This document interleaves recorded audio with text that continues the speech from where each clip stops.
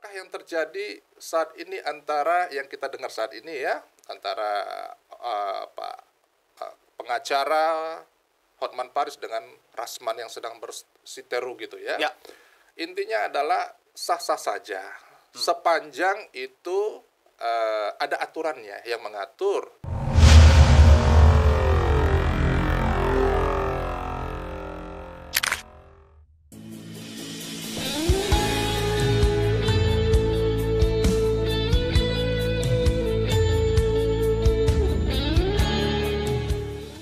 Podcast Kana bersama Pastor Dusia Silaban. Apa yang Tuhan sudah persatukan tidak boleh diceraikan oleh manusia. Sebab yang dipersatukan oleh Tuhan mereka bukan lagi dua, tapi satu. Allah membenci perceraian. Selama suami masih hidup, istri terikat. Selama istri masih hidup, suami terikat. Tidak bisa menikah yang kedua kali. Sekalipun terjadi perzinahan tidak boleh bercerai. Sekalipun terjadi KDRT tidak boleh bercerai. Tak kunjung punya keturunan tidak boleh bercerai. Pasangan sakit-sakitan tidak boleh bercerai. Pasangan pindah keyakinan tidak boleh bercerai. Pasangan kembali ke keyakinan yang lama tidak boleh bercerai. Sampai maut, sampai kematian yang benar-benar menceraikan. Bapak Ibu teman-teman semuanya, mari kita terus dukung Podcast Kana dengan cara membeli kaos-kaos rohani. Link untuk pembelian kaos-kaos rohani dari kita ada di deskripsi. Atau Bapak Ibu bisa menabur di nomor yang sudah tertera di layar masing-masing. Saat ini kita kedatangan Bang David Pasaribu SHMH. Mantap kali. Seorang advokat yang sudah kurang lebih 16 tahun ya beracara. Mantap sekali. Shalom Bang David. Shalom brother. Oke. Menurut Bang David,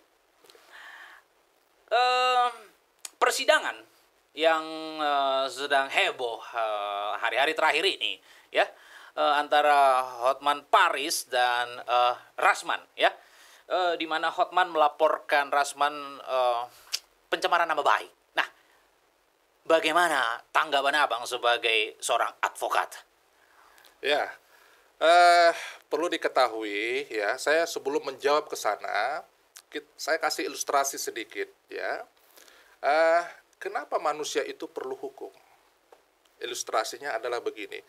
Brother, kalau seumpamanya pergi ke jalan raya, terus masuk ke lampu merah, tanpa ada lampu merah, apa yang terjadi?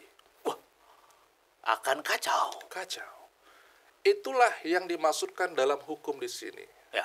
Adalah untuk mengatur perilaku manusia supaya jangan dilanggar. Dari manusia satu ke manusia yang lainnya. Jadi hak-hak dari seorang manusia itu tidak diinjak-injak hak dan kewajibannya. Oke. Nah, kembali lagi pertanyaannya, apakah yang terjadi saat ini antara yang kita dengar saat ini ya, antara pengacara Hotman Paris dengan Rasman yang sedang bersiteru gitu ya. Ya. Intinya adalah sah-sah saja sepanjang itu ada aturannya yang mengatur jika ada satu hak yang dilanggar dan dilakukan oleh orang lain, maka setiap warga negara berhak untuk membela kepentingan hukumnya atau membela haknya ke pengadilan, begitu. Oke, berarti kita sebagai warga negara Indonesia, kalau kita merasa dirugikan atau dilukai, disakiti oleh seseorang, berhak untuk mendapat keadilan. Yes, brother, benar. Bagaimana dengan pengacara Rasman yang pada saat itu naik ke atas meja saat persidangan? Ya, saya tidak berbicara tentang oknum. Kembali lagi, saya mau sampaikan, tadi di awal sudah saya sampaikan bahwa kalau tidak ada hukum maka liarlah manusia, tidak tertib. Nah, khusus kita di bidang profesi advokat ini, ada yang namanya mengatur tentang perilaku. Ya. Perilaku apa? Perilaku seorang advokat atau anggota advokat dalam menjalankan profesinya, baik di dalam maupun di luar pengadilan. Nah, salah satunya apa? Salah satunya adalah kode etik. Kode etik itu apa? Apa aturan mainnya? Itu tentang perilaku seorang advokat yang notabene tadi yang saya sudah sampaikan, jangan sampai perilakunya itu merendahkan baik marwah advokat itu sendiri maupun marwah pengadilan ketika mereka bersidang gitu. Nah, apalagi masih hot-hotnya sekarang, apalagi dugaan itu perilaku-perilaku itu mengarah kepada contempt of court, ya. Contempt of court itu adalah penghinaan terhadap pengadilan. Apakah ada aturan mainnya tentang contempt of court? Ada. Itu dijelaskan di dalam penjelasan Undang-Undang Nomor 14 Tahun 1985 tentang Mahkamah Agung. Di dalam penjelasan itu sudah tertera yang dimaksud atau kriteria yang menjadikan seseorang itu menghina pengadilan. Di antaranya perilaku yang tercela atau perilaku yang memang tidak pantas. Yang kedua di antaranya itu yang kedua saya ulangi adalah tentang bagaimana seorang advokat itu tidak mengindahkan perintah-perintah pengadilan gitu. Itu diantara daripada kriteria yang disebut atau perilaku yang disebut dengan contempt of court tadi. Baik, kalau kita sebagai warga negara Indonesia berhak menuntut, berhak meminta keadilan, bagaimana dengan orang-orang yang menuntut untuk bercerai dengan pasangannya? Ya, berbicara tentang perceraian harus kita lihat dulu ada aturan mainnya, yaitu di dalam Undang-Undang 1 tahun 74. Harusnya dasarnya di situ dulu tentang perkawinan. Sebelum lebih jauh, di Indonesia ini ada dua sistem perkawinan atau aturan perkawinan yang mengaturnya, yaitu sistem hukum agama. Ini khusus untuk teman-teman kita, saudara-saudara kita yang muslim, mereka tunduk nanti di kompilasi hukum Islam yang mengatur tentang perkawinan mereka. Dan yang kedua adalah orang-orang yang non-muslim itu tunduk di bawah hukum perdata nantinya. Oh, beda ya? Beda. Oke. Nah, kemudian yang kedua adalah mengenai undang-undang perkawinan di 1 tahun 74 itu mengatur tentang perkawinan orang-orang yang non-muslim. Oke. Gitu. Jadi mereka tunduk di bawah Undang-Undang Nomor 1 tahun 74. Nah, pertanyaannya sekarang adalah apakah sah seorang menikah tanpa ada dicatatkan di catatan pengadilan di catatan sipil. Nah, dalam undang-undang itu dijelaskan di 174 itu dijelaskan bahwa perkawinan sah apabila sudah melangsungkan menurut kepercayaannya masing-masing. Oh, Saya ulangi, ini berkaitan dengan kepercayaan di luar non-muslim. Oh, Ya. oke. Nah, selanjutnya bagaimana tentang perceraian? Perceraian tentu tidak seperti yang kita pikirkan. Tidak, pengadilan juga, negara juga tidak semudah yang masyarakat mungkin pikirkan, ya, bahwa saya tidak senang sama brother, misalnya saya cewek misalnya tidak senang sama brother karena saya tidak suka, saya bosan, itu tidak bisa menjadi alasan menjadi suatu perceraian. Oh, Gitu. berarti ada yang harus Ada kriteria yang boleh negara pisahkan Oke. atau pemutusan hubungan perkawinan. Kriterianya apa aja? Di antaranya ya yang tunduk di bawah hukum perdata atau undang-undang perkawinan itu misalnya kekerasan fisik. Oh, Ya, KDRT. KDRT, terus penelantaran, Anak. ya, terus ada lagi nanti psikis, kekerasan psikis. Oke. Nah, hal-hal itulah diantaranya menjadi faktor yang akan dilihat apakah benar ini terjadi di antara kedua belah pasangan ini. Kalau memang itu terbukti, itu menjadi faktor dari putusnya hubungan perkawinan antara si suami dan si istri, begitu. Bagaimana dengan perselingkuhan, perzinahan? Ya, itu juga merupakan salah satu faktor di dalam undang-undang yang mengatur bahwa salah satu putusnya hubungan perkawinan adalah adanya perzinahan atau perselingkuhan bila itu bisa dibuktikan. Oke, Gitu. sesuai dengan firman Tuhan yang tertulis di dalam Alkitab, Ya, pernikahan Kristen tidak boleh cerai. yes. Sekalipun terjadi perselingkuhan, terjadi perzinahan, KDRT, tak kunjung punya keturunan, pasangan kembali ke keyakinan yang lama, dan lain-lain, tidak bisa bercerai. Nah, bagaimana sikap pengadilan melihat sisi daripada firman Tuhan di dalam Alkitab? Oke. Brother harus pisahkan mana yang memang aturan rohani, mana yang memang aturan dunia. Dunia sudah diatur mengenai hal atau peraturan tentang ketertiban sosial di dalam masyarakat. Tadi saya sudah mengatakan tentang perkawinan bagaimana, syarat perceraian bagaimana. Terus bagaimana tentang kaitannya dengan rohani, ya kan? Itu tidak bisa dipisahkan sesungguhnya. Aturan yang ada di dunia ini tetap sedikit banyak mengacu kepada aturan rohani, Ya, kitab suci. ya, Tetapi kembali lagi, bagaimana pertanyaan brother tadi adanya perceraian? ya, Sesungguhnya kalau kita berbicara tentang hukum dunia, hukum dunia tadi sudah diatur, boleh-boleh saja asalkan ada ketentuan menurut undang-undang salah satu pihak melakukan pelanggaran. Sebagaimana tadi yang saya sudah sampaikan, Ya. sesuai tadi undang-undang yang menjadi syarat perceraian tersebut. Nah, kalau lagi ditarik lagi ke rohani, sesungguhnya itu tidak dibenarkan. ya, Ya, itu tidak benarkan secara rohani. Kenapa demikian? Sepanjang sepengetahuan saya, sepanjang yang saya baca, sepanjang yang saya dengar, perceraian itu tidak bisa dilakukan dengan apapun yang menjadi alasannya, Ya. kecuali maut. ya, kecuali maut. Pasti akan jadi pertanyaan bagi yang lain. Karena ada kecuali zina, ya kan? Nah, Tidak boleh berzina.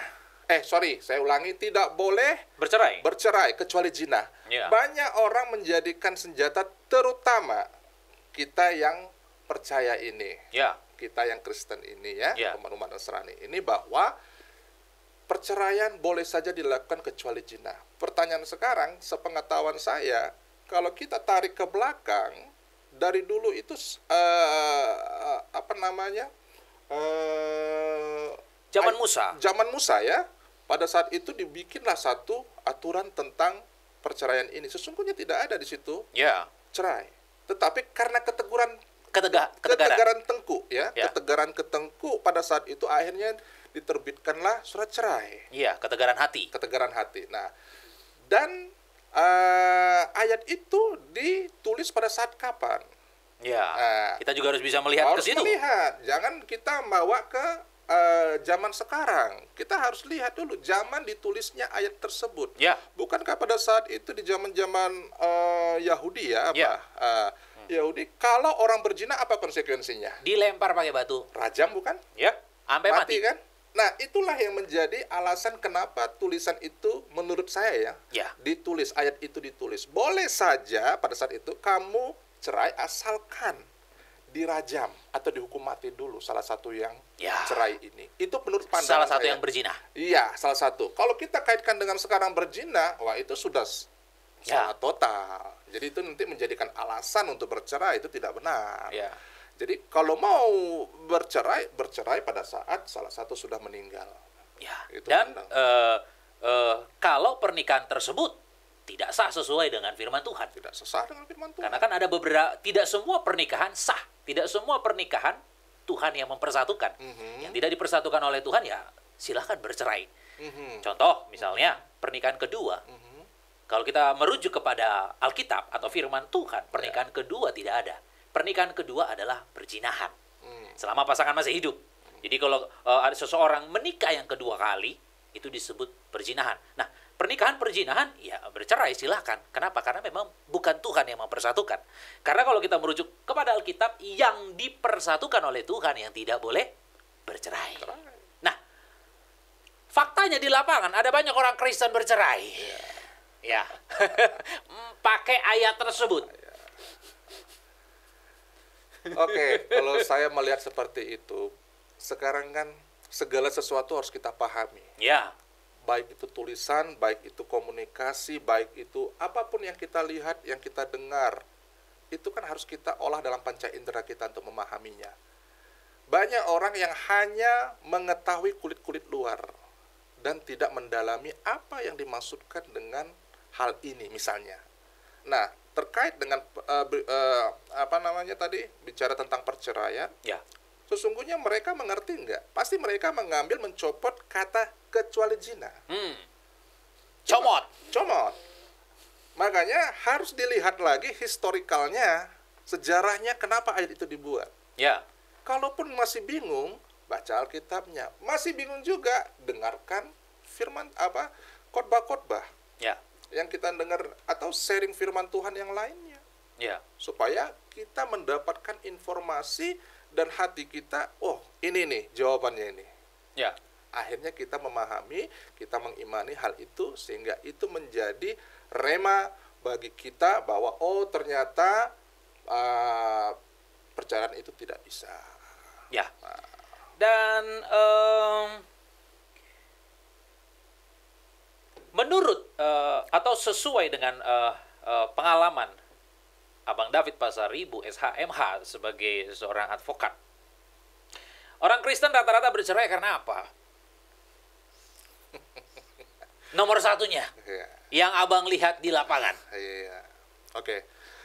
Sepanjang saya berpraktek menjadi pengacara, ya, pada umumnya yang menyebabkan perceraian itu terjadi adalah pertama adalah faktor ekonomi, yang kedua faktor perselingkuhan. Oke. Itu menjadi hal yang tertinggi kalau dihitung Oh. tingkat perceraian atau tingkat penyebab perceraian yang pernah saya tangani. Ya. Gitu. Tetapi perlu diingat, brother, perceraian di sini saya pernah menangani bukan untuk memisahkan, tetapi untuk menyatukan. Wow. Ya, Ya. karena kantor kami itu tidak mengenal namanya menceraikan atau memisahkan Oke. suami istri. Tetapi kalaulah terjadi perceraian Ya. antara suami istri bukan dari kantor kami yang menangani, dan mereka memperjuangkan anak atau harta warisan, kami siap membantu, kantor kami siap membantu. Oke. Nah, jadi harus dibedakan bahwa kantor kami tidak menangani perkara perceraian, artinya untuk menceraikan orang, tetapi Ya. untuk menyatukan kita siap membela, Ya.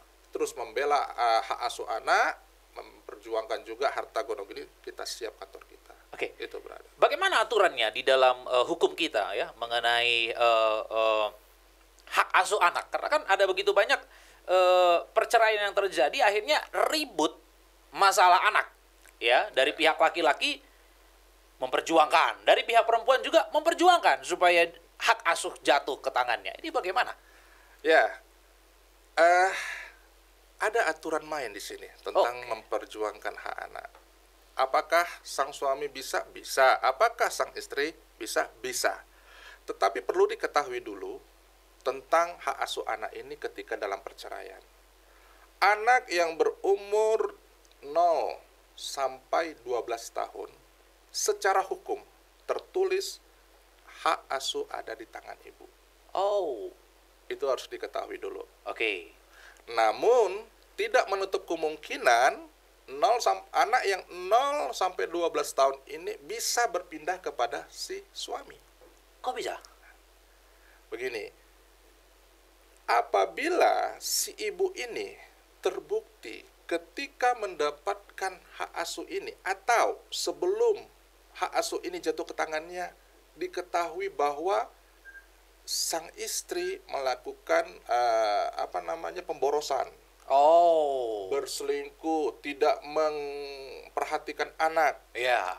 tidak melihat pertumbuhan si anak, Ya. hidup dengan dirinya sendiri, Hmm. tetapi anak ditelantarkan, maka tidak menutup kemungkinan si ayah memiliki hak untuk Hak asuh. hak asuh anak ini. Oke. Gitu. eh mengenai harta gunung ini juga sering dipersoalkan di pengadilan. Ya, ya, ya, ya. Bagaimana menurut pendapat Abang David? Harta gonogini ya, harta gonogini ini diatur juga di dalam undang-undang perkawinan ya. Itu diatur bahwa harus kita mengerti sejak suami istri telah melangsungkan perkawinan, seketika itu juga harta itu bercampur. Oke. Apabila sebelum perkawinan itu dilangsungkan, calon suami atau calon istri ini sudah melakukan pisah harta, maka harta tersebut menjadi masing-masing kedua belah pihak. Istri memiliki harta tersendiri, suami memiliki harta tersendiri. Nah, kembali pertanyaan dari brother, bagaimana tentang harta gonogini? Harta gonogini ini tadi saya sudah katakan di awal ketika mereka menikah, seketika itulah terjadi percampuran harta. Percampuran harta ini bagaimana kalau terjadi putus hubungan perkawinan? Ini akan dibagikan kepada masing-masing para pihak.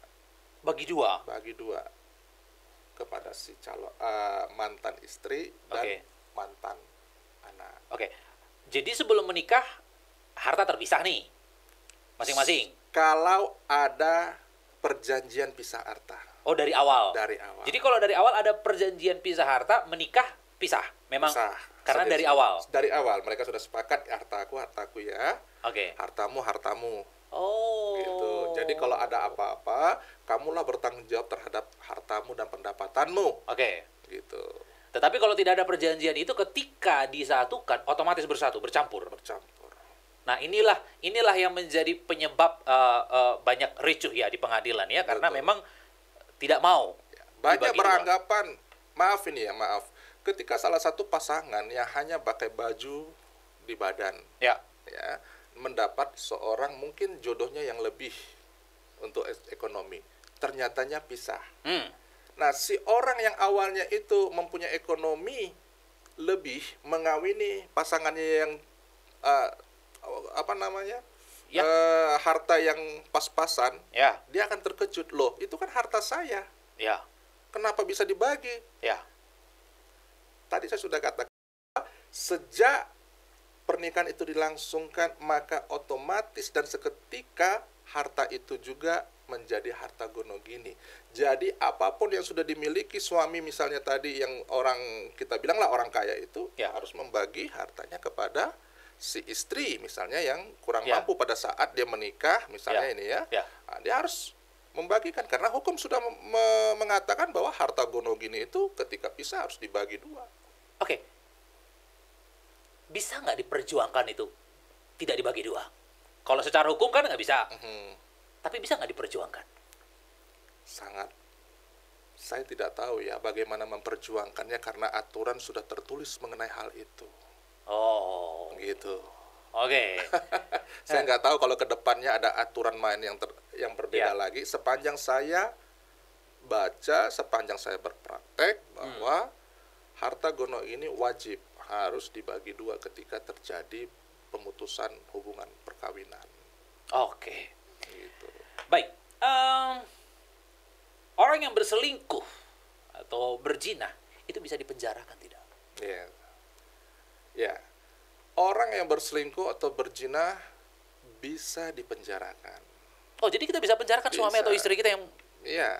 Dengan catatan pasangan yang menjadi selingkuhannya itu juga harus ditahan. Dua-duanya? Dan disertai dalam aturan yang saya ketahui adanya permohonan perceraian. Begitu. Berarti bercerai terlebih dahulu? Baru bersamaan dia dilaporkan dulu ke polisi. Ada ternyatanya ada perselingkuhan antara istri saya atau suami saya dengan ex lah saya bilang. Setelah itu dia harus mengajukan gugatan perceraian. Kasus perselingkuhan, perzinahan bisa berapa tahun? Biasanya itu setahu saya bisa 1 tahun, saya kira begitu ya. 9 bulan lah kalau nggak salah saya perselingkuhan itu. Kalau Oke. nggak salah saya ini ya, cuman nanti saya pastikan kembali. Ya. KDRT Ya, bisa ya dipenjarakan? Bisa. Itu udah otomatis ya? sudah kan bisa brother lihat-lihat anak-anak yang ditelantarkan, anak-anak yang disolut pakai korek apa namanya? Oh ya, rokok. Rokok. Ya. Orang tuanya kan bahkan orang tua kandungnya yang melakukan hal itu. Apa yang terjadi? Tetap diproses secara hukum kan, Oke. untuk mempertanggungjawabkan Ya. perbuatannya kepada si anak. Nah, itu salah satu bentuk kekerasan dalam rumah tangga yang tadi saya sudah sampaikan, kejahatan fisik, kejahatan psikis, Ya. penelantaran. Ya. Nah, itu salah satu merupakan kekerasan dalam rumah tangga. Oke. Jika pasangan suami istri sudah resmi bercerai dan keluar surat cerai atau akta cerai, apa kekuatan hukum daripada akta cerai tersebut?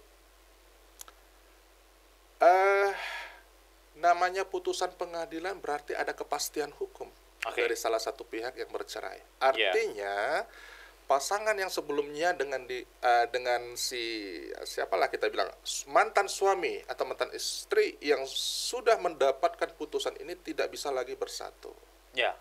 Dan putusan pengadilan ini untuk memberikan tadi si A kalau mau kawin lagi silahkan, Oke. si B yang mantan suami atau istri yang mau kawin lagi silahkan. Dan juga untuk apa? Melindungi hak-hak lainnya, yaitu tadi saya bilang adanya pemisahan harta. Di situ juga tertera mengenai pemisahan harta itu apa saja yang didapatkan, bagaimana perhitungannya, karena nanti kalau kita berbicara tentang harta gonogini perhitungan itu sangat panjang, jadi tidak cukup untuk 1 hari karena itu ada rumus-rumusnya. Ya. Nah, seperti kata Abang David tadi bahwa punya kekuatan hukum untuk bisa menikah lagi. Nah, kalau sesuai dengan firman Tuhan, dalam kekristenan tidak bisa. Artinya surat cerai tersebut tidak berlaku untuk melakukan pemberkatan kedua di gereja. Nah, bagaimana? Makanya saya bilang tadi bahwa di dunia ini manusia harus bisa memahami. Ya. Kenapa tingkat manusia pada umumnya kurang memahami? Itu dia kan menjadi pertanyaan kita. Malaskah dia berpikir atau susahkah dia berpikir? Saya mengutip salah satu kata orang bijak. Kenapa manusia susah berpikir? Kenapa? Karena berpikir itu capek. Oke. Jadi makanya malas berpikir. Ya. Hanya menerima bulat-bulat saja.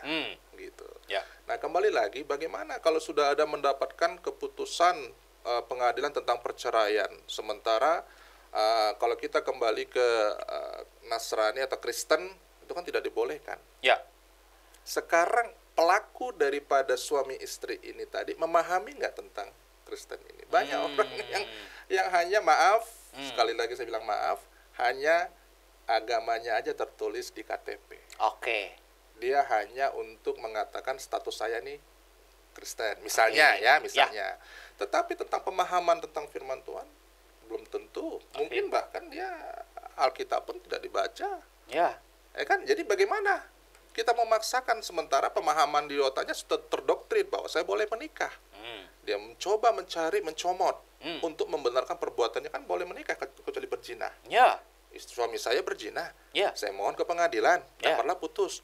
Tidak ada bertentangan, itu menjadi alasan nantinya kepada si menceraikan itu pembenaran atas sikapnya itu. Oke. Jadi kalau dari awal sesungguhnya saya pun tidak senang adanya perceraian gitu. Ya.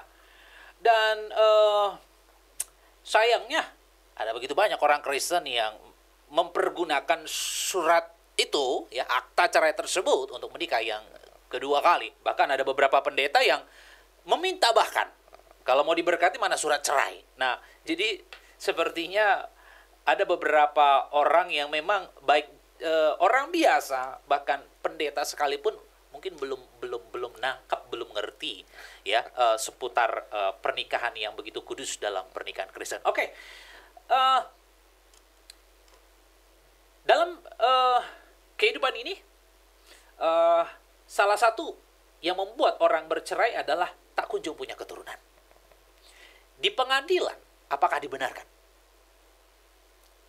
Oke, sepengetahuan saya yang saya pernah baca, salah satu syarat juga tidak mempunyai keturunan merupakan alasan terjadinya perceraian. Perceraian. Kita berbicara secara hukum ya, Ya.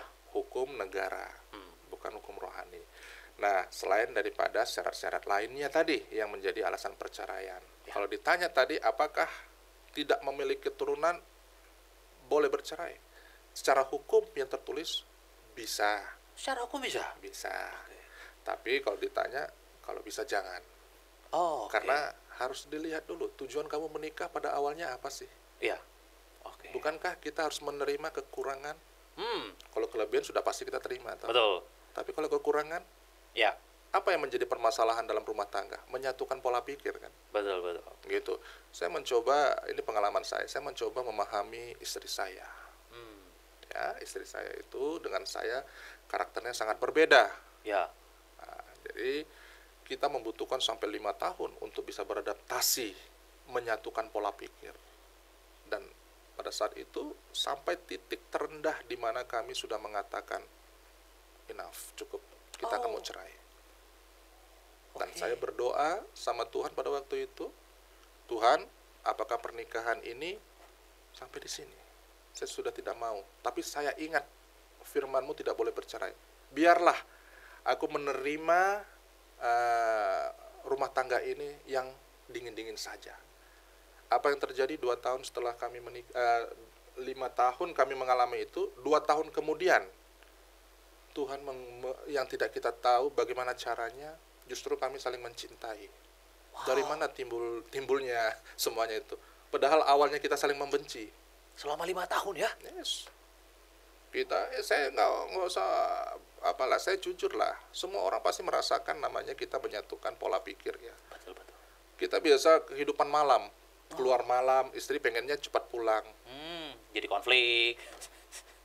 Mana tanggung jawabmu di rumah ini, bla dan sebagainya gitu misalnya. Kita Ya. kebiasaan karena banyak-banyak teman kan. Ya. Nah, akhirnya ya terjadilah pertikaian itu. Kamu gimana sih? Gini-gini. Akhirnya pelan-pelan Tuhan merubah hati kami berdua. Dan Ya. kami tidak tahu bagaimana caranya itu. Karena saya mengingat jalan Tuhan bukanlah Ya. jalan kita. Rencana Tuhan bukanlah rencana kita. Ya. Serahkan sama Tuhan. Jangan terlalu kita banyak pikirkan. Ingatlah, ketika kita berdoa, disitulah Tuhan bekerja. Di saat kita lemah, disitulah kuasanya bekerja. Oke. Apa saja upaya di pengadilan agar pasangan tersebut tidak bercerai? Karena aku yakin pengadilan pun pasti akan berusaha untuk mendamaikan. Apa saja upaya-upaya yang dilakukan? Betul. Dalam pengadilan untuk memutuskan cerai atau tidaknya ini, faktor utama adalah bukti. Oke. Bukti dan saksi yang Oke. mengatakan bahwa benar terjadinya tadi syarat-syarat perzinahan, benar ini main tangan, fisik, ini psikis menelantarkan. Ya. Tetapi hal itu semua bisa diubah kalau itu bisa dibuktikan tidak terbukti. Oke. Maksudnya apa? Apabila ini kan penggugat misalnya yang mau menceraikan, Ya. tapi dari tergugat bisa membuktikan kalau hal-hal yang menjadi syarat perceraian itu tidak benar, maka itu tidak akan pernah terjadi. Oke. Gitu. Nah, Iya. hakim pun tidak akan semudah yang dipikirkan. Dia akan mengacu. Kenapa bisa terjadi pertikaian? Dia akan mencari dasar. Kenapa konflik ini bisa terjadi? Pasti mereka akan mengupayakan dan mengusahakan jalan damai terlebih dahulu. Hakim juga tidak akan mudah untuk mengetuk palu, memisahkan orang gitu. Tetap Jadi- sebelum putusan silakan. Kalau kalian bisa berdamai lebih bagus. Oh. Gitu. Jadi memang dari negara berusaha untuk mendamaikan. Berusaha untuk mendamaikan. Dan sepengetahuan aku didatangkan rohaniawan ya untuk mediasi ya atau menasihati supaya jangan. Betul ya seperti itu ya di lapangan seperti itu. Tergantung daripada para pihak Oke. untuk meminta siapa yang menjadi mediator. Oh. Gitu. Sebelum masuk ke dalam persidangan ada yang disebut pra, yaitu mediasi. Oke.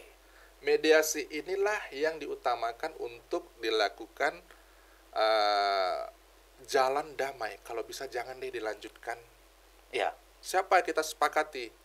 Kalau memang tidak ada sepakati, barulah hakim itu yang kita undang untuk menjadi mediator. Tetapi kalau para pihak setuju mengundang rohaniwan untuk menjadi penengah, tidak masalah. Kalau bisa memperdamaikan mereka. Oke. Dan berapa biaya bercerai? Supaya pemirsa juga tahu bahwa ternyata nggak murah ya. Bener nggak? Ini aku sebagai orang awam, Bang. Iya. Ini kita sebagai orang awam, kira-kira berapa? Oke, begini. Perlu diketahui, perhitungan untuk jasa seorang pengacara itu tidaklah seperti perhitungan menjual barang pada umumnya. Oh. Contoh, kalau kita beli handphone sudah ada harga kan? Ya. Samsung tipe begini, bla, Betul. harganya. Betul. iPhone sekian, jelas Betul. dong. Jasa ini adalah kesepakatan. Oh. Oke. Jadi tidak ada harga yang begitu netap. Oh. Karena apa? Ada pertimbangan dalam menentukan harga seorang jasa advokat. Satu, tingkat perkara ini rumit, sedang, atau biasa. Oke. Tapi pada umumnya bagi saya tidak ada yang biasa, rumit. Oke. Kenapa?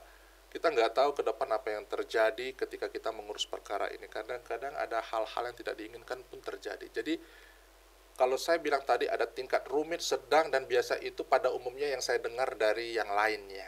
Oke. Tetapi bagi kantor kami, semuanya rumit. Oke. Nah, Ya. hanya Tuhanlah yang bisa memudahkan itu semua. Ya. Nah, jadi kalau mengenai angka atau jumlah atau nilai jasa daripada seorang advokat itu tentatif. Oke. Jadi tidak bisa Tidak bisa. dipastikan angkanya berapa ya. Tapi administrasi ada nggak untuk di pengadilan begitu? Sudah ditetapkan? Kalau administrasi di pengadilan memang sudah ditetapkan, sudah ada aturannya. Iya. Untuk memanggil para pihak berapa, untuk membayar biaya gugatan berapa, itu sudah ada, bahkan ditempelkan di pengadilan biaya-biaya tersebut. Oke. Dan beberapa waktu yang lalu kawanku ke pengadilan dan dia bilang, wah banyak sekali orang bercerai di sini. Dan dia cukup kaget karena orang Kristen juga banyak. Ya, timbullah di pikiranku, jangan-jangan biayanya murah. Atau jangan-jangan gampang untuk bercerai di Indonesia. Nah, ini bagaimana menurut pendapat Abang David nih? Ya. Kalau kita berbicara tentang banyaknya perceraian, terutama bagi kita yang non-muslim lah, kita bicaranya. Memang di setiap pengadilan pada umumnya pasti ada perceraian di pengadilan negeri. Karena untuk diketahui bahwa bercerainya non-muslim itu di pengadilan negeri. Oke. Tetapi kalau untuk khusus pengadilan agama, itu khusus untuk perceraian yang saudara kita yang muslim. Itu mereka disidangkan di pengadilan agama. Ya. Saya berbicara tentang pengadilan negeri yang non-muslim ini. Nah, perceraian itu tadi saya sudah katakan banyak sekali yang menjadi faktor. Bisa saja faktor yang tidak senang. Sama suaminya sudah bosan. Oke. Atau ada dia umpamanya dapat selingkuhan. Oke. Sudah ada kesepakatan antara para pihak, yuk gimana kamu cerai sama aku aja. Oke. Sudah menjanjikan masa depan ekonomi yang cerah, diceraikan.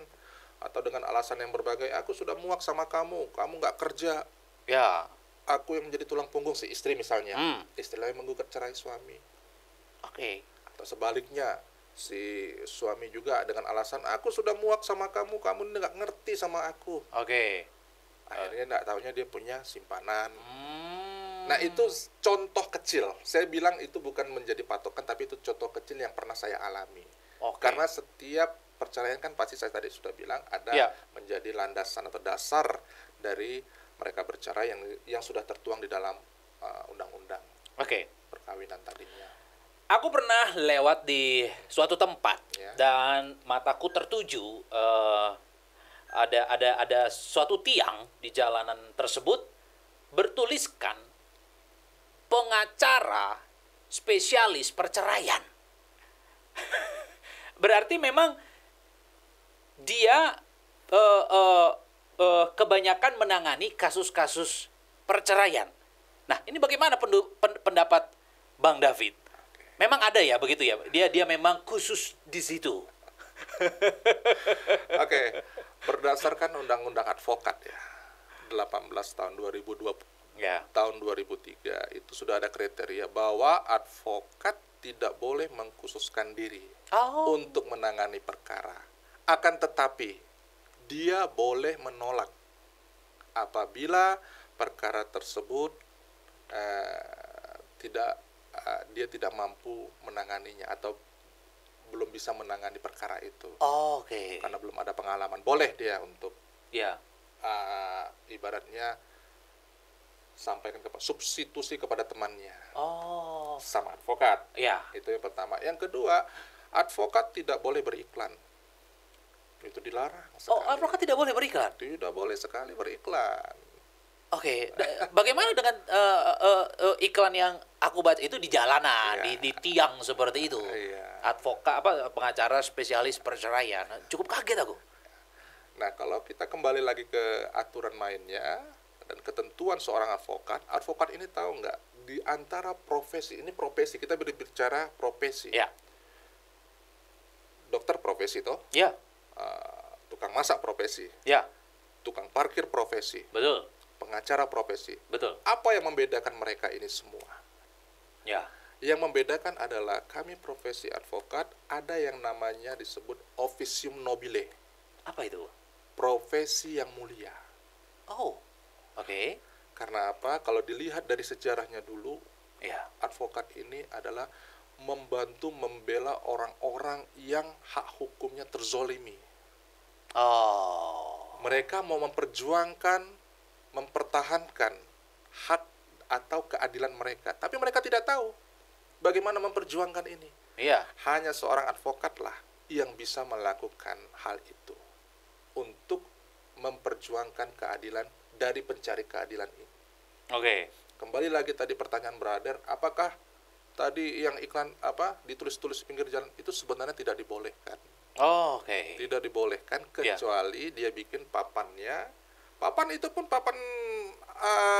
kantor hukum itu pun tidak boleh besar, ada ketentuannya juga. Ada ketentuan ya? Ada ketentuannya juga, brother. Oke.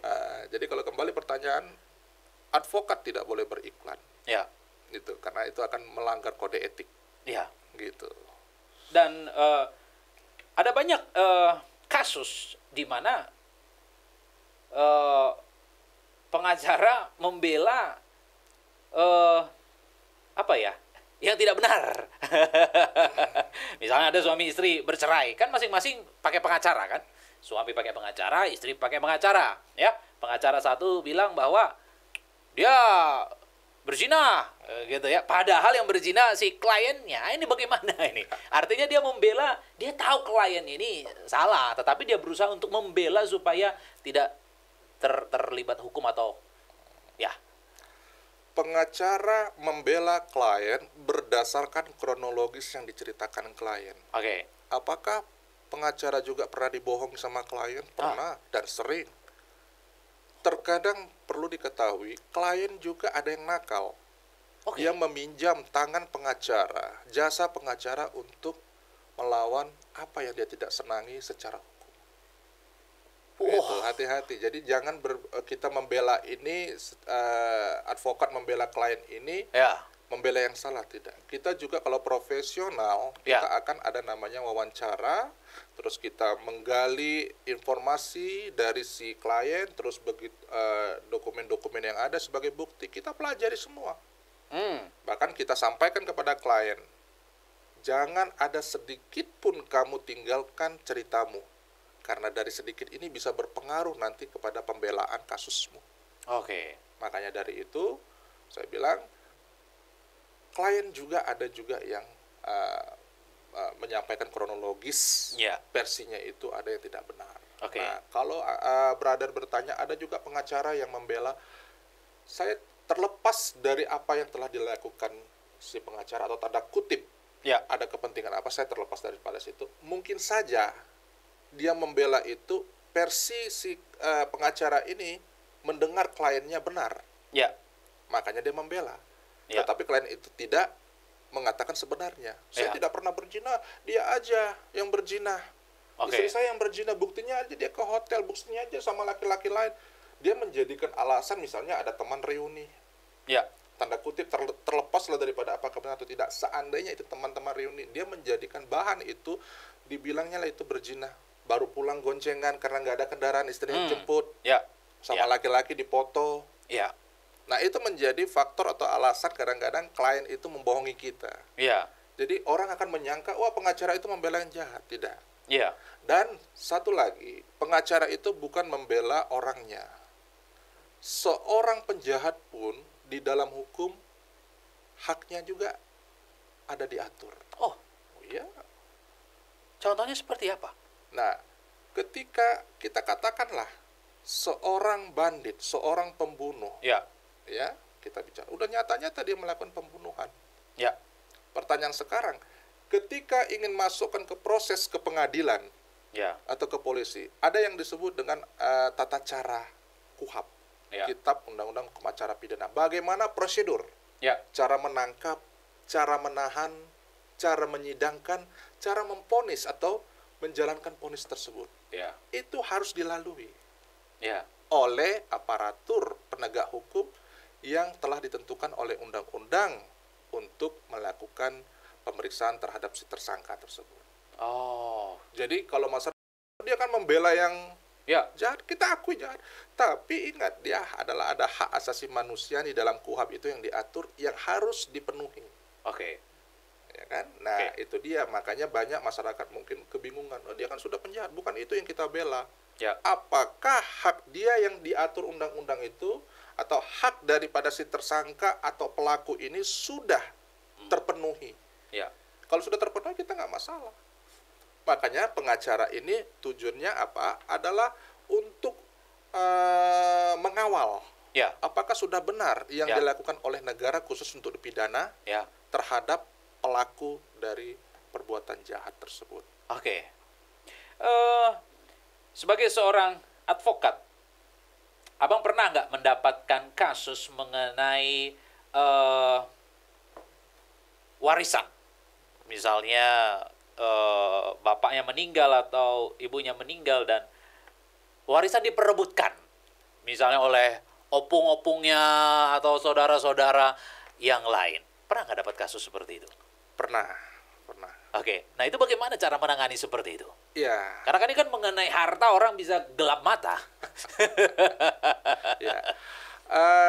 Di Indonesia yang mengatur tentang warisan, aturan tentang mengatur warisan ini ada 3 sistem. Ya, Sistem hukum adat, ya, sistem hukum agama, ya. sistem hukum perdata.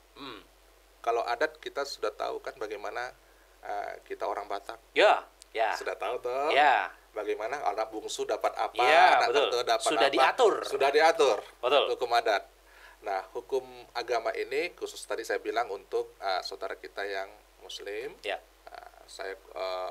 Kita fokusnya kepada hukum perdata aja. Nah, kalau mengenai hukum perdata ini, warisan itu baru bisa terpecah kepada si ahli waris apabila salah satu daripada pewaris meninggal. oke. Contoh, saya dan istri misalnya Ya, punya anak. ya.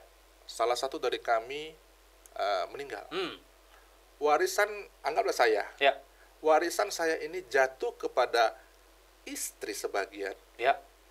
anak sebagian. Oh, oke. Gitu. Ya, Nah, yang terjadi saat ini adalah banyaknya ahli waris itu yang kalap mata. ya, Dia tidak memahami statusnya sebagai ya. ahli waris. Mereka mencoba untuk memanfaatkan Ya. warisan tersebut untuk kepentingan-kepentingan yang kita tidak tahulah untuk Betul. apa hal itu. Nah, akhirnya terjadilah pertikaian. Betul. Nah, itu diantaranya. Bahkan yang terjadi sebelum misalnya meninggal, Ya, si ahli waris ini dulunya pernah mendapatkan bagian. oh, Entah dibelikan itu tanah, tetapi Oke. habis mungkin main judi atau habis digunakan untuk usaha atau apa, tapi tidak terima ketika dibagi lagi kepada dia pada saat meninggal itu Ya. kecil. Ya. Dia tidak terima, akhirnya Ya. terjadilah gontok-gontokan. Oh. Gitu, itu yang biasanya terjadi. Iya. Gitu. Karena kan ada begitu banyak kasus yang kita bisa lihat di luar sana. eh, Ketika suami meninggal, ya pihak dari suami ya, orang tua itu berusaha untuk narik semuanya warisan. Secara hukum itu tidak bisa ya. Hmm, ya, kalau dia perkawinan sah, terutama yang tunduk dengan hukum perdata, apabila salah satu meninggal, Ya. saya ulangi, apabila suami istri tidak memiliki keturunan, Ya. salah satu meninggal, Ya. maka jatuh ke tangan salah satu yang masih hidup. Oh, berarti pihak keluarga nggak bisa ambil alih ya. Tapi di lapangan banyak sekali yang berusaha untuk. Karena tidak mengerti secara hukum kan. Ya. Dan juga masyarakat yang merasa korban tentang hal itu kan kemana harus mengadu, kemana kami harus berkonsultasi. Betul. Nah, Betul. jadi kalau saya bilang tadi, kalau ada seorang istri dan suami yang sudah ditinggalkan Ya. dan perkawinan mereka sah secara hukum, Ya. maka warisan itu jatuh kepada si istri atau suami yang masih hidup. Oke. Nah, bagaimana dengan di beberapa negara luar yang sudah melegalkan pernikahan sejenis? Ya. Karena kalau kita sesuai dengan firman Tuhan, ya itu tidak bisa. Nah, ini bagaimana menurut Bang David Pasaribu? Sudah jelas ya, kita kalau berbicara secara alkitabiah, Ya. sudah jelas. Tidak apa tujuannya kalau kita kembali lihat sejarah dari Ya. kitab Kejadian, apa tujuannya Tuhan memberikan Hawa di samping Adam? Betul. Kenapa mesti perempuan? Kenapa Betul. nggak laki-laki? Iya. Ya kan begitu. Hmm. Nah, kalau kita kembali lagi dengan keadaan fakta dunia saat ini adanya pernikahan sesama jenis, Ya. kembali lagi, apakah pemerintahnya berani Hmm. untuk melarang hal itu? Karena bagaimanapun juga untuk melegalkan itu kan pasti ada hukum negara. Betul. Hukum negara ini siapa memimpin? Pasti kepala pemerintahan. Iya. Adanya legal atau sah berarti kan ada persetujuan dari Ya. kepala pemerintahan. Betul. Tanda kutip sekarang, mampu nggak atau mau nggak si pemerintahnya itu untuk membatalkan itu semua? Hmm. Nah, gitu loh. Kalau Ya. ditanya kepada saya, bagaimana dengan pernikahan sesama jenis? Justru saya tidak setuju. Ya. Ya kan, tidak Ya. setuju saya itu. Tapi kalau banyak orang akan dari versi mereka itu kan hak kami. Oke. Pasti yang apa namanya? Ya. Yang sesama jenis, itu kan sama kan hak asasi manusia, dan juga saya salah tempat, seharusnya saya di perempuan. Dengan berbagai macam alasan. Iya. Ya. Dan bahkan untuk sesama jenis ini pun hati-hati sudah masuk ke ranah Ya. anak-anak kecil. Oh. Sekolah-sekolah. Oke. Di Indonesia sudah masuk hal itu. Jadi hati-hati Ya. untuk anak-anak. Apalagi katanya ada di beberapa sekolah yang saya pernah dengar, Ya. ada namanya WC yang khusus untuk mereka. Kan WC biasanya yang kita tahu Ya, cowok, cowok, cewek. Ada satu lagi WC untuk khusus mereka. Oke. Yang sesama jenis itu yang tidak mau diakui, bahkan perempuan maupun laki-laki, padahal tubuhnya perempuan atau laki-laki. Oke. Nah, itu hati-hati, ini sudah masuk ke Indonesia juga, sudah masuk ke sekolah-sekolah. Bahkan ada juga yang guru-gurunya juga mengajarkan tentang perkawinan sesama jenis. Wah, itu hati-hati. Jadi jangan merasa ketika kita mengantar anak itu masih kecil itu dilepaskan begitu. Hati-hati, guru juga bisa menjadi. Ya. Saya tidak menuduh guru yang bagaimana ya. Ya. Hati-hati oknum guru yang bisa saja Ya. mengajarkan hal-hal yang serupa, yang itu tentang sesama jenis ini gitu. Ya. Ya. Oknum, saya sekali lagi bilang oknum ya. Ya. Saya tidak bicara guru secara keseluruhan. Guru semua bagus. Ya. Tetapi pasti ada di antara guru-guru itu yang ya tadi kita menyimpang. Ya. Nah, hati-hatilah tentang hal itu. Ya. Lihat dan kawal anak-anak kita pada saat mereka dalam pelajaran sekolah. Baik. Ada lagi kasus yang sedang terjadi di Indonesia yang cukup ramai ya. Ya. Ya, seorang artis yang saat ini sedang dituntut 20 tahun penjara. Ya, karena korupsi, ya. Otomatis ketika tuntutan itu terjadi, istri akan akan berpisah cukup lama Hmm. dan berpotensi untuk bercerai. Oke.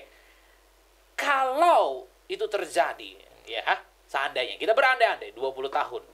Oke. Kalau secara hukum apakah ada memberikan fasilitas untuk yang sudah menikah gitu untuk berjumpa? Karena kan kalau dihukum terus ya bagaimana mereka mau berhubungan suami istri? Kira-kira seperti itu. Ya. Iya, tadi kembali saya sudah mengatakan secara peraturan yang diatur khusus di negara Indonesia mengatur tentang hak-hak tersangka,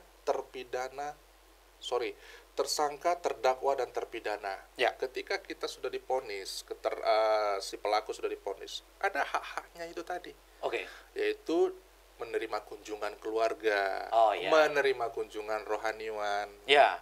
Itu hal yang biasa. Biasa juga di dalam misalnya di tahap penyidikan atau di kantor polisi juga ada untuk diberikan waktu Ya. berkunjung keluarga, teman-teman Ya. atau rohaniwan, itu ada diberikan waktu untuk hal-hal bertemu demikian gitu. Kalau yang sudah menikah gimana nih? Kalau yang sudah menikah, Apakah ada hak? ah, Saya ada kebutuhan biologis nih. ah, Saya punya istri, saya punya suami. di dalam aturan tidak diatur secara vulgar, Oke. tidak diatur secara vulgar. Hmm. Tetapi itu kembali kepada kebijakan masing-masing daripada di mana dia ditahan. Oh. Itu kebijakan. Jadi saya tidak tahu kalau aturan sekarang ini apakah sudah ada mengenai hal. Tapi sepengetahuan saya yang pernah saya baca Ya. untuk mengenai hal itu, Ya. kebijakan daripada Ya. di mana dia ditahan, apakah di lapas, rutan, atau Ya. di mana begitu ya. Kebijakan daripada lembaga tersebut memberikan Ya. yang tadi brother sampaikan itu. Oh, oke. Berarti itu kebijakan ya, bukan sesuatu yang ditetapkan ya. Baik. Nah, bagaimana dengan adopsi anak? Ada begitu banyak orang-orang yang belum punya keturunan ngadopsi anak, atau bahkan udah punya keturunan, ya beberapa artis juga melakukan ya, adopsi anak. Ya. Nah, ini punya kekuatan hukum. Ya. Mengadopsinya ini secara hukum atau hanya mengambil saja begitu? Oh, Ya, ada dua ya? Ada. Oke. Dia harus mendapatkan penetapan pengadilan juga supaya tercatat dia memang mengadopsi anak ini. Oh, gitu. Iya. Jadi kalau nanti mengadopsi anak tanpa ada surat, Oke. mengarahnya kemana? Bisa jadi penculikan, Oh. penadah, bisnis jual beli bayi manusia, trafficking jadinya. Hanya itu harus dibedakan dulu. Ini adopsi yang seperti apa yang Oke. dimaksudkan. Tapi boleh nggak sekedar ngangkat begitu? Boleh. Tidak secara hukum. Boleh mengangkat anak. Tapi itu Boleh. tadi ada resikonya gitu. Secara hukum. Oh, berarti kalau secara hukum lebih baik benar-benar disahkan. Secara legalnya ya begitu. Legal. Iya, alangkah baiknya seperti itu. Oke. Ah, Dan kalau sudah disahkan, apakah nanti dia akan mendapat harta atau warisan? Nah, pertanyaan ini yang kan bagus. adopsi. Pertanyaan yang bagus. Di dalam undang-undang kita hukum waris bahwa anak yang diangkat atau diadopsi itu sebenarnya tidak ada hak untuk memiliki warisan. Oh. Tetapi orang tua boleh memberikan wasiat atau memberikan hibah Baik. yang jumlah dari warisan ini tidak melebihi jatah daripada anak kandung. Oke. Contoh, Ya. brother misalnya anak angkat, Ya. saya anak orang tua saya Ya. kandung. Ya. Kita berdua ini adalah saudara angkat. Ya. Ternyatanya maaf ngomong ini meninggal Ya. orang tua saya. Atau masih hidup, saya bicara masih hidup. Masih hidup, orang tua saya boleh memberikan fasilitas misalnya mobil, Ya. terus tanah Hmm. atau rumah. Ya. Tetapi harga jumlah tersebut tidak boleh melebihi dari yang berhak diperoleh ahli waris sebenarnya anak kandung. Artinya kalau brother diberikan satu hibah, brother harus 50, saya harus 100.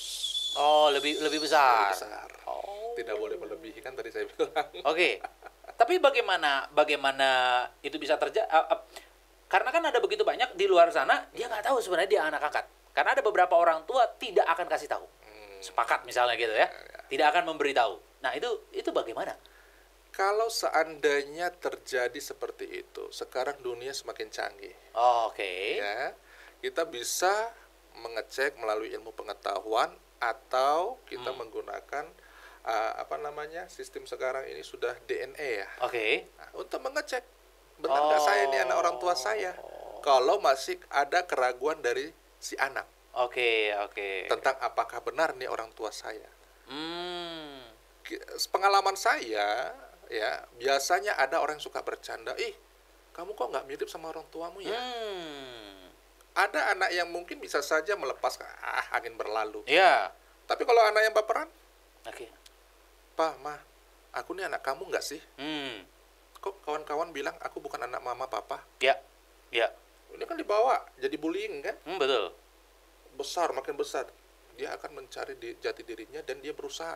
Benar nggak yang dikatakan kawanku ini? Betul. Dengan cara apa? Di searching DNA untuk membuktikan ini misalnya. Iya, betul. Dia langsung DNA, diambilnya darah atau rambut mamanya atau papanya, dilihat di Ya. DNA. Nah, Ya. sekarang kalau mau bilang seperti itu, ya zaman makin canggih. Jadi bisa membuktikan bahwa apakah si keturunan ini merupakan anak kandung dari hubungan suami istri ini atau bukan. Oh. Gitu. Oke. Bisa kalau ada penasaran begitu seorang anak misalnya. Iya. Baik. Bang David Pasaribu, SHMH. Pernikahan Kristen tidak boleh bercerai. Tapi faktanya banyak yang bercerai. Ya. Dan resmilah bercerai, punya akta cerai atau surat cerai. Di tengah perjalanan akhirnya bertobat, sadar, aduh, ini salah nih. Di tengah perjalanan mau berdamai dengan suami, mau berdamai dengan istri yang sudah Ini mantan atau diceraikan. Nah, kalau orang dunia berkata mantan lah ya, mau berdamai dengan mantan suami, mau berdamai dengan mantan istri, ya. Orang dunia bilang begitu, karena dalam kekristenan tidak ada sebenarnya mantan suami, mantan istri. Yang ada mendiang. Nah, ketika terjadi perdamaian, secara hukum seperti apa? Apakah akta cerai, surat cerai yang pertama itu bisa dibatalkan atau seperti apa? Karena kan ada begitu banyak juga kasus di luar sana yang akhirnya mau berdamai. Menikah kembali dengan orang yang sama. ya, sepengetahuan saya, putusan pengadilan menjelaskan bahwa seseorang itu pernah bercerai dengan pembuktian akta. Oke. Bahwa mereka mencerai, Ya. pernah bercerai. Betul. Sebatas hal itu. Betul. Nah, pertanyaan brother, apakah mereka boleh berkawin? Silakan, itu kewenangan hak daripada setiap manusia. Oke. Tetapi pengadilan di sini hanya menyatakan dalam putusannya itu bahwa si A dan B pernah bercerai di pengadilan ini melalui putusan Betul. pengadilan ini. Ya. Kembali lagi, mereka mau ini, bagaimana status mereka ini? Ya. Bisa dibatalkan. Ini kan menyatakan bahwa putusan ini hanya mengatakan, menjelaskan mereka pernah bercerai, tapi bukan berarti ini bisa dibatalkan. Oh. Mereka mau melakukan pernikahan, silakan, masukkan lagi. Mereka berdamai langsung begitu bisa. Berdamai sebelum ada putusan. Jadi kan sudah diputuskan nih, Ya. sudah keluar nih. Beberapa tahun kemudian, 2-3 tahun kemudian atau 10 tahun kemudian berdamai nih. Tapi mereka nggak melangsungkan pernikahan. Jadi berdamai aja. Dan secara negara itu, setahu saya ya, itu kayaknya nggak bisa apa yang sudah diputus gitu. Bagaimana caranya untuk membatalkan tersebut? Saya rasa belum ada ya tentang hal itu untuk membatalkan putusan perceraian ya. Kalau mau sebelum putusan itu dilangsungkan mereka sudah berdamai sehingga putusan ini tidak keluar. Tapi ada banyak orang Kristen yang sudah berdamai. Tapi putusan mereka juga tetap berlaku kan sebelumnya, artinya mereka tidak dibatalkan putusan pengadilan yang pernah bercerai itu kan. Oke. Masih disimpan mereka, tidak ada pembatalan di sini. Bisa nggak mereka sobek itu? Ah, udah. Bisa, silakan. Tetapi kan tercatat Oh. negara. Putusan dalam perkara perceraian nomor register bla bla bla bla bla Oke. di pengadilan bla bla bla antara Ya. bla bla bla bla bla Oke. memutuskan gitu kan. Ya. Bercerai dengan segala akibat hukumnya. Hmm. Misalnya begitu. Ya. Nah, mau sobek antara kedua belah pihak, misalnya sudah putusan, silakan. Tetapi pertinggalnya kan pasti ada di dokumen negara. Nah, bagaimana kan mereka udah berdamai nih. Artinya dari gereja juga istilahnya sudah mempersatukan kembali. Masalah nggak kalau Pertanyaannya, gereja bolehkah begitu? boleh? Karena kan perceraian sebenarnya tidak berlaku. Ada begitu banyak pernikahan di luar sana yang sudah diteguhkan. Ya. Kembali akhirnya mereka bersatu kembali. Jadi kalau secara gereja Diteguhkan bukan ini kan diberkati kan? diteguhkan karena mereka pernah diteguhkan, maksudnya dipersatukan kembali karena Dipersatukan. ya, dipersatukan kembali, didoakan kembali bahwa ya kalian itu suami istri, memang nggak boleh cerai, gitu. Jadi kalau secara gereja mereka pulang ke rumah itu bukan perzinahan, itu bukan perjabulan, memang mereka suami istri. Nah kalau secara negara bagaimana? Apakah kita harus mengurus sipilnya ulang agar apa namanya itu jangan sampai mereka dianggap kumpul kebo gitu. Karena kan kalau secara gereja ya mereka sah, mereka belum ada yang mati kok. Putusan pengadilan tentang perceraian ini menandakan kepada publik pada awalnya bahwa si A dan si B sudah bercerai. Ya, Ternyatanya 2 tahun kemudian mereka bersatu kembali. ya, Kan begitu pertanyaannya. Mm. Bagaimana dengan kapasitas putusan ini? Putusan ini tetap menyatakan bahwa si A dan si B ini ya, pernah memohon untuk perceraian. ya, Maka dari itu sebelum mengambil tindakan untuk bercerai, sepanjang dalam proses persidangan, alangkah Ya. baiknya lah diupayakan perdamaian. ya, Makanya dalam step by step persidangan itu, hakim ya. bahkan memerintahkan para pihak kalau bisa berdamai.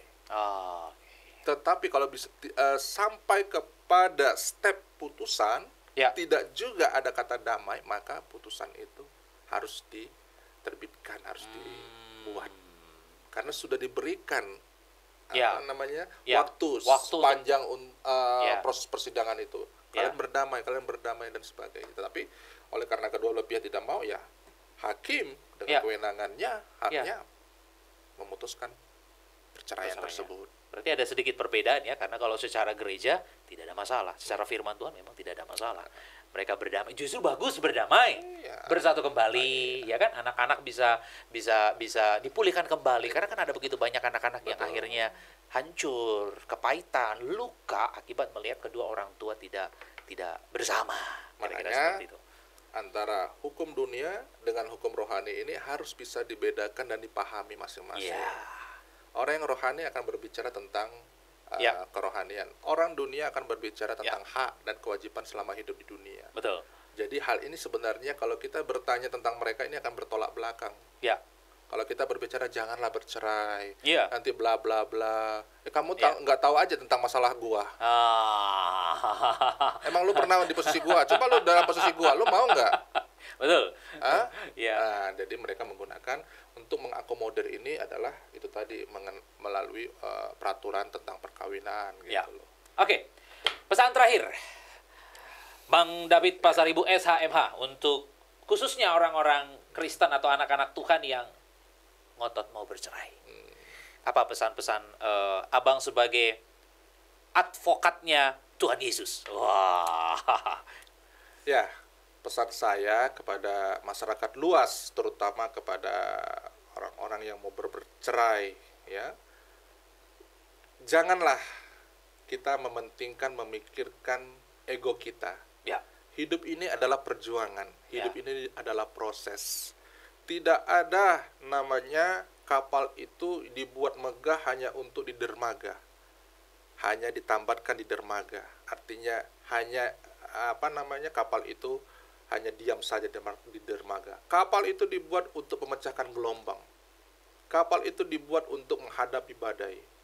Dalam kehidupan kita juga, pernikahan itu bukanlah suatu hal masalah ketika kita mau merendahkan hati. Kita mau memahami pasangan kita. Jangan pernah membedakan antara pasangan saya dengan tetangga sebelah. Karena bagaimanapun juga lebih hijau rumput tetangga. Itu prinsip dunia.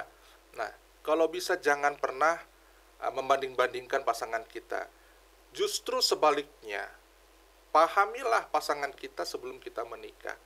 ketahuilah bahwa bibit bobot bebetnya bagaimana selama kalian pacaran. Untuk itulah pacaran itu dilakukan untuk mengetahui satu dan lainnya. Ketika sudah menikah, sudah tidak canggung lagi. Jadi kebiasaan dan pola pikir yang selama ini berbeda pun sudah menyatu di dalam pernikahan, sehingga tidak lagi ada katanya perceraian. Namun, kalaupun tidak bisa lagi berdamai ketika dalam rumah tangga, alangkah bijaknya untuk pisah sementara. Ya. Yang si istri atau suami, ungsilah dulu.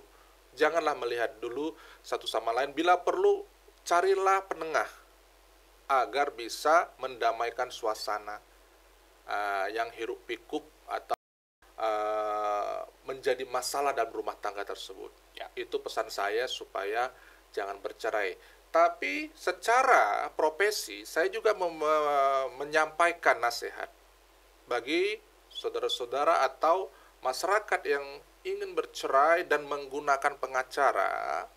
Saya sampaikan, sekarang ini banyak sekali pengacara-pengacara yang tumbuh dan berkembang dari berbagai macam organisasi advokat. Dan pengacara-pengacara ini biasanya langsung beracara tanpa ada melewati dulu yang namanya proses magang, dan mereka biasanya langsung berpraktek. Nah, apa kekurangannya? Terkadang orang-orang yang oknum-oknum advokat seperti ini kurang memahami kasus, kurang memahami dalam problem solving, penyelesaian kasus, dan mereka lebih condong kepada bagaimana saya bisa memenangkan perkara. Dan mereka selalu menjanji-janjikan kemenangan. Kalau ada advokat seperti itu, saran saya jangan pernah untuk bisa menggunakan jasanya.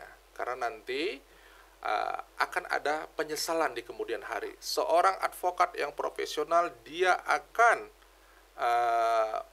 menjalankan profesinya sesuai dengan undang-undang dan kode etik.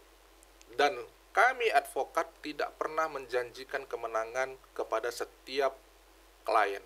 Justru kami akan menyampaikan kepada klien, kami akan memperjuangkan semaksimal mungkin demi kepentingan hak-hak klien yang selama ini sudah terzolimi. Demikian saran dan nasihat saya kepada masyarakat atau pengguna jasa advokat nantinya. Terima kasih.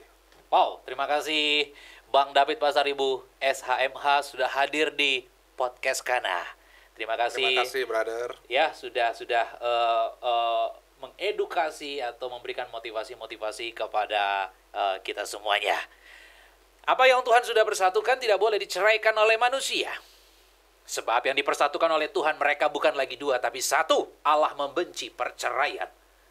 Selama suamimu masih hidup, istrimu terikat. Selama istrimu masih hidup, suami terikat. Tidak bisa menikah yang kedua kali. Sekalipun terjadi perzinahan tidak boleh bercerai, sekalipun terjadi KDRT tidak boleh bercerai, pasangan sakit-sakitan tidak boleh bercerai, tak kunjung punya keturunan tidak boleh bercerai, pasangan pindah keyakinan tidak boleh bercerai, pasangan kembali ke keyakinan yang lama tidak boleh bercerai. Yang sedang gugat pasangan, cabut gugatan ceraimu saat ini. Berdamai dengan pasanganmu. Bersatu kembali. Ingat janjimu di hadapan Tuhan. Di altar, kau telah berjanji di hadapan Tuhan sampai maut yang benar-benar menceraikan.